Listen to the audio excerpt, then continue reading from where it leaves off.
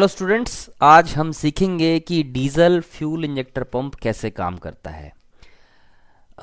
मैं पर्टिकुलरली इसी बारे में बात करूंगा कि इसका कार्य क्या है। वैसे थोड़ा सा हम याद कर लें कि डीजल इंजन 4 स्ट्रोक कैसे काम करता है। 4 स्ट्रोक डीजल इंजन के अंदर 4 स्ट्रोक होते हैं। पहला स्ट्रोक है सक्शन स्ट्रोक। सक्शन स्ट्रोक के अंदर डीजल इंजन अपने सिलेंडर के अंदर एयर लेता है, इनलेट वाल्व खुलता है और अंदर एयर लेता है। उसके बाद अगला स्ट्रोक है कंप्रेशन स्ट्रोक, मतलब जो एयर अंदर ली गई है उसको कंप्रेस करना। तो ये एक एडियाबैटिक कंप्रेशन है। तो एडियाबैटिक कंप्रेशन के अंत में जो तापमान होता है हवा का अंदर वो बहुत ज़्यादा हो जाता है।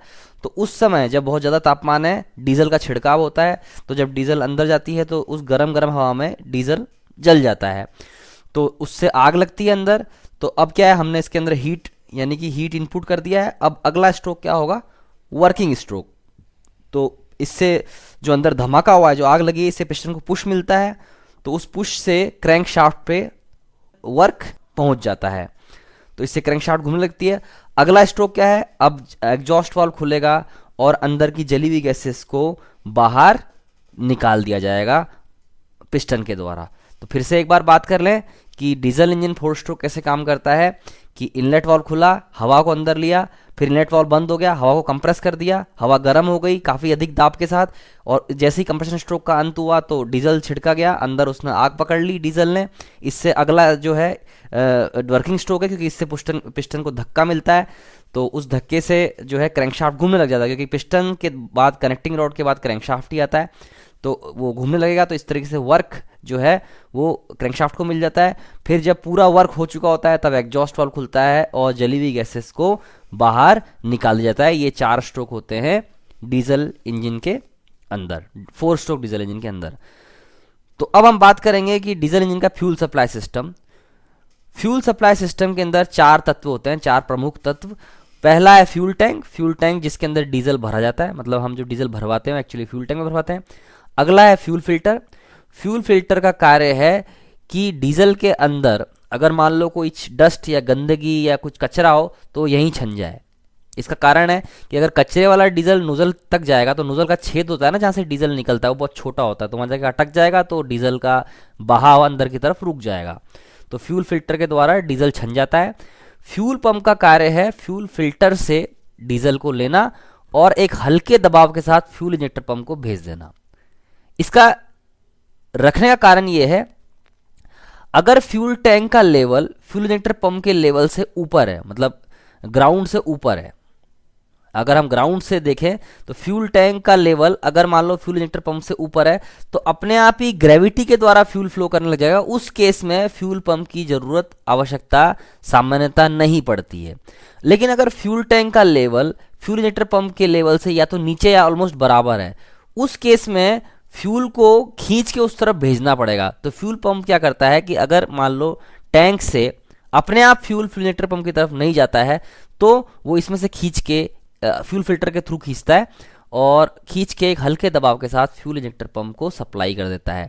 तो फ्यूल इंजेक्टर पंप यहाँ से फ्यूल लेके बहुत ही उच्च दबाव के साथ सिलेंडर के अंदर छिड़क देता है। ये प्रेशर 125 से 200 बार तक हो सकता है। मतलब फ्यूल इंजेक्टर पंप कम दबाव के साथ डीजल को अंदर लेता है और बहुत उच्च दबाव के साथ इंजेक्टर नोजल के छेद के थ्रू अंदर छिड़क देता है। यही फ्यूल इंजेक्टर पंप का कार्य है। लेकिन डीजल इंजन का स्पीड कंट्रोल कैसे होता है? देखिए, डीजल इंजन का स्पीड कंट्रोल होता है जो डीजल की मात्रा अंदर छिड़की गई है उसको कंट्रोल करके।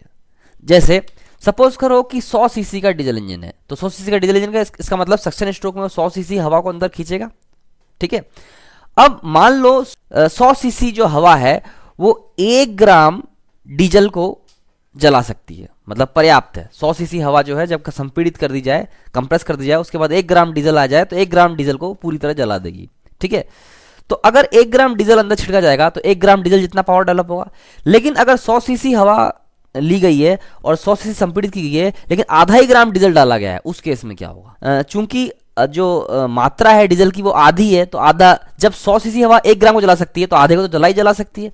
तो जब आधा ग्राम डीजल इंजन जाएगा तो अंदर पावर भी आधी डेवलप होगी, ऑटोमेटिकली स्पीड भी डीजल इंजन की कम हो जाएगी। तो डीजल फ्यूल इंजेक्टर के दो कार्य हैं, एक तो उच्च दबाव के साथ डीजल को अंदर छिड़कना, दूसरा जो अमाउंट है, जो मात्रा है फ्यूल की, उसको कंट्रोल करना। अगर ज़्यादा अमाउंट अंदर छिड़का जाएगा तो ज़्यादा पावर डेवलप होगी, स्पीड बढ़ जाएगी, और अगर कम अमाउंट छिड़का जाएगा तो कम पावर डेवलप होगी अंदर और स्पीड भी कम हो जाएगी। लेकिन ये काम होता कैसे है, आइए सीखते हैं।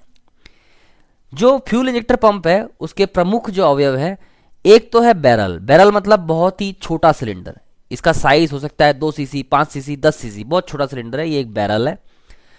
तो इस बैरल के अंदर हम देख सकते हैं कि एक इनलेट वाल्व है और एक आउटलेट वाल्व है।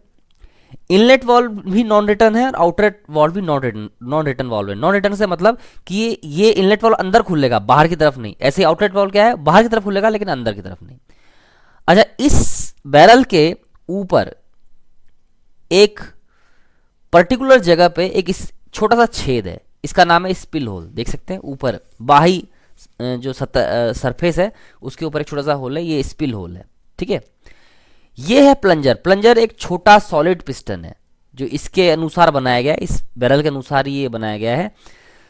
अच्छा, इस पिस्टन के ऊपर अपन देख सकते हैं यहाँ पे थोड़ा सा माल हटा हुआ है, देख सकते हैं मेटेरियल रिमूवल। ये एक ग्रूव है और ग्रूव का जो शेप है वो कैलकुलेशन के बाद अकॉर्डिंगली वो प्रोफाइल बनाया गया है। तो यहाँ पे मेटल रिमूव किया गया है, ये ग्रूव है। अब इस प्लंजर को अगर इस बैरल में फिट कर दें तो ऐसा नजर आएगा, और ये प्लंजर इसके अंदर ऊपर नीचे मूव कर सकता है। ठीक है, अब मान लीजिए अंदर पहले से थोड़ा सा डीजल पड़ा हुआ है, ठीक है, और ये प्लंजर नीचे की तरफ जाता है, तो अब क्या होगा, अपने आप ही ये इनलेट वाल्व खुलेगा और डीजल अंदर खींचना शुरू हो जाएगा। ये देख रहे हैं, डीजल अंदर खींचना शुरू हो गया।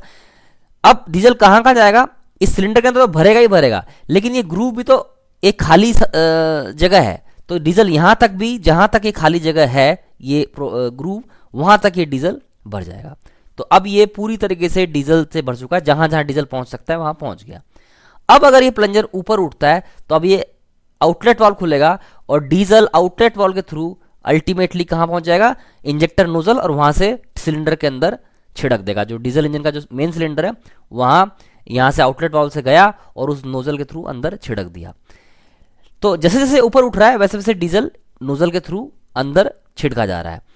लेकिन अपन देख रहे हैं स्पिल होल यहां पे है, देखो अगर ये स्पिल होल तक पहुंच गया, ये प्रोफाइल जो है स्पिल होल से मैच कर गया, तो अब क्या होगा, डीजल वहां से निकलना बंद हो जाएगा। मतलब अब यहां से डीजल जाके नोजल के थ्रू वहां से तो नहीं निकलेगा, इस स्पिल होल के थ्रू लीक हो जाएगा। मतलब अब बाकी का जो बचा हुआ स्ट्रोक है उसके अंदर स्पिल होल के थ्रू डीजल इधर से ही बाहर जाएगा, वहां तो जाएगा ही नहीं। ठीक है, अब देखते हैं स्पीड कंट्रोल कैसे होता है। ये मैंने दो सिस्टम बताए हैं, सिस्टम ए सिस्टम बी, दोनों प्लंजर बैरल सिस्टम है। इसका प्लंजर देखिए और इसका प्लंजर से देखिए। सिस्टम ए का प्लंजर का पोजीशन ये है, अगर मैं इस प्लंजर को थोड़ा सा सीधे हाथ की तरफ घुमा दूं तो उस केस में ये ऐसा हो जाएगा, देख सकते हैं, ये प्रोफाइल देखिए और ये प्रोफाइल देखिए। तो अगर मैं इस प्लंजर को सीधे हाथ की तरफ थोड़ा सा घुमा दूं, उस केस में क्या चेंज आएगा, जो स्पिल होल से केस ए में जो स्पिल होल से प्रोफाइल की दूरी है और केस बी में स्पिल होल से प्रोफाइल की दूरी है, देख लीजिए अंतर है, यहां कम है यहाँ ज्यादा है। ठीक है, तो अंदर डीजल भरा हुआ है, मान लीजिए दोनों के अंदर डीजल भरा हुआ है, मतलब इनलेट वाल्व खत्म, इनलेट जो है डीजल का वो खत्म हो चुका है। अगला जो स्ट्रोक है, मतलब डीजल को अंदर छिड़कना, वो वाला अपन करने वाले हैं। दोनों पिस्टन उठ रहे हैं, तो दोनों ही केस में क्या होगा कि डीजल इंजेक्टर नोजल के थ्रू छिड़कना शुरू हो जाएगा। लेकिन ये दूरी ज्यादा है केस ए की और केस बी की दूरी कम है, तो क्या होगा कि ये स्पिल होल ग्रुप को जल्दी मैच कर जाएगा। तो अब क्या होगा कि, लेकिन इसके अंदर अभी भी दूरी बची हुई है, तो अब फर्दर स्ट्रोक, मतलब जो स्ट्रोक तो चला जा रहा है, ऊपर जो प्लंजर है वो धकेल रहा ही है, तो केस ए के लिए तो डीजल अभी नोजल के थ्रू ही निकलता रहेगा, लेकिन केस बी के लिए क्या होगा, अब डीजल यहां के स्पिल होल के थ्रू ही बाहर आ जाएगा। ठीक है, लेकिन केस ए अभी भी डीजल नोजल के थ्रू निकाल रहा है।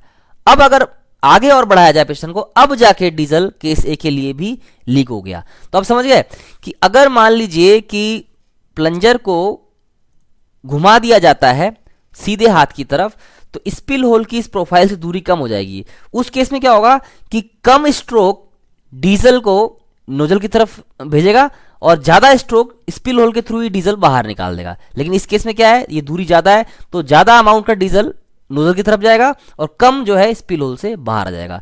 यही सिद्धांत है फ्यूल इंजेक्टर नोजल का, जो डीजल की मात्रा है वो कंट्रोल करने के लिए। एक बार फिर देखें, ये देखिए कि ये दो प्लंजर बैरल सिस्टम है, दोनों को कंपेयर करने के लिए मैंने दिखाया है। एक केस में इसको थोड़ा सा घुमा दिया गया है सीधे हाथ की तरफ, तो स्पिल होल से प्रोफाइल की दूरी केस बी के लिए कम है और केस ए के लिए ज़्यादा है। तो अगर दोनों ने फ्यूल को धक्का देना शुरू किया तो दोनों ही जो है फ्यूल को नोजल के थ्रू निकालना शुरू कर देंगे, लेकिन स्पिल होल केस बी के लिए जल्दी आ जाएगा प्रोफाइल से मैच होने के लिए। लेकिन केस ए के लिए ये ज़्यादा दूर है, तो केस ए के लिए जो है ज़्यादा डीजल नोजल के थ्रू निकलेगा, कम डीजल स्पिल होल से बाहर आएगा। लेकिन केस बी के लिए कम डीजल नोजल के थ्रू सिलेंडर के अंदर जाएगा और ज़्यादा डीजल स्पिल होल से बाहर जाएगा। ये सिद्धांत है डीजल इंजन के स्पीड कंट्रोल का। जब अगर ज़्यादा डीजल जाएगा तो हमको मालूम है स्पीड ज़्यादा रहेगी, कम जाएगा तो कम रहेगी। तो वाकई में क्या होता है कि ये अपना प्लंजर वाला सिस्टम है, देख सकते हैं ये प्लंजर है, ये इस पे ग्रूव है, ये स्पिल होल है, ये इनलेट वॉल या आउटलेट वॉल। अच्छा, इसको ऊपर नीचे धकेलने का काम कैम के द्वारा होता है, कैम फॉलोवर के द्वारा। ये कैम अगर घूमता रहेगा तो ये जो है प्लंजर ऊपर नीचे होता रहेगा। अच्छा, इसको घुमाने का काम कैसे होता है, जो ये प्लंजर का अंत है यहाँ पे गियर कटा हुआ है, देख सकते हैं ये गियर कटा हुआ है, और ये एक रैक एंड पिनियन सिस्टम आप लोगों को पता होगा। तो जब अगर इस रैक को इससे मैच करवा के अगर इधर उधर घुमाया जाए तो उस केस में हम क्या करेंगे, स्पिल होल की जो ये ग्रूव से दूरी है वो अपन बदल सकते हैं। तो अगर स्पिल होल की ग्रूव से दूरी बढ़ेगी उस केस में ज़्यादा डीजल नोजल की तरफ जाएगा और कम डीजल स्पिल होल से बाहर आएगा।